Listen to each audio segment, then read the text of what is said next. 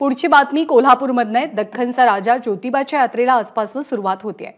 राज्यभरासह या यात्रेसाठी कर्नाटक आणि आंध्र प्रदेशातून सुद्धा मोठ्या संख्येने भाविक येत असतात। यंदाच्या वर्षी यात्रेसाठी 10 लाख भाविक दर्शन घेण्यासाठी येतील असा अंदाज आहे। यात्रेचं प्रमुख आकर्षण असतं ते म्हणजे मानाच्या सासनकाठ्या। ही यात्रा पाहण्यासाठी होणारी गर्दी लक्षात घेता पोलिसांनी पार्किंग व्यवस्था आणि दर्शन रांगांसाठी मोठी तयारी केली आहे। आढावा घेतलाय आमचे प्रतिनिधी विजय केसरकर यांनी। दख्खनचा राजा ज्योतिबा माझा, ज्योतिबाच्या नावाने चांग भलं म्हणत लाखो भाविक ज्योतिबाच्या चैत्र यात्रेमध्ये सहभागी झालेले आहेत। ज्योतिबा डोंगरावरची ही दृश्य आपण बघतोय।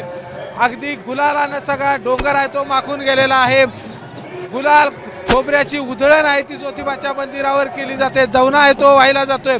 लाखो भाविक या यात्रेमध्ये सहभागी झालेले आहेत। महाराष्ट्राबरोबरच कर्नाटक असेल, आंध्र प्रदेश असेल, तामिळनाडू असेल, खूप मोठ्या संख्येने भाविक ज्योतिबा डोंगरावर दाखल झालेले आहेत। आणि या मानाच्या सासनकाठ्या जर बघितल्या आपण तर पूर्वीपासून 3-4 पिढ्यांपासून त्या गावाला त्या सासनकाठीचा मान दिलेला आहे आणि त्या मानाच्या सासनकाठ्या या ज्योतिबा डोंगराच्या आता मंदिराच्या प्रदक्षिणा घालताना आपल्याला पाहायला मिळत आहेत। एकूणच जर बघितलं तर जिल्हा प्रशासनाकडून अतिशय योग्य पद्धतीने याचं नियोजन आहे ते केलेलं आहे, कारण भाविक खूप मोठ्या संख्येने येणार आहेत।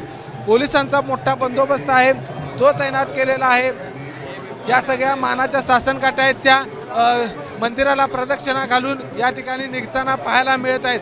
एकूणच जर बघितलं तर हा संपूर्ण परिसर आहे हा CCTV मध्ये कैद करण्यात आलेला आहे। कुठलाही अनुचित प्रकार घडू नये याच्यासाठी पोलिसांचा बंदोबस्त आहे।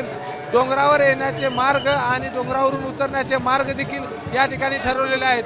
काही वेळातच या ठिकाणी कोल्हापूरचे पालकमंत्री दीपक केसरकर येतील आणि ते मानाच्या सासनकाठीची पूजा करतील। आणि त्या खरं तर ज्योतिबाची जी पूजा मानली जाते ती पूजा बघण्यासाठी खूप भाविक आतुर झालेले असतात। कॅमेरामन निलेश शेवाळेसह विजय केसरकर, ABP माझा, कोल्हापूर। ABP माझा, उघडा डोळे बघा नीट।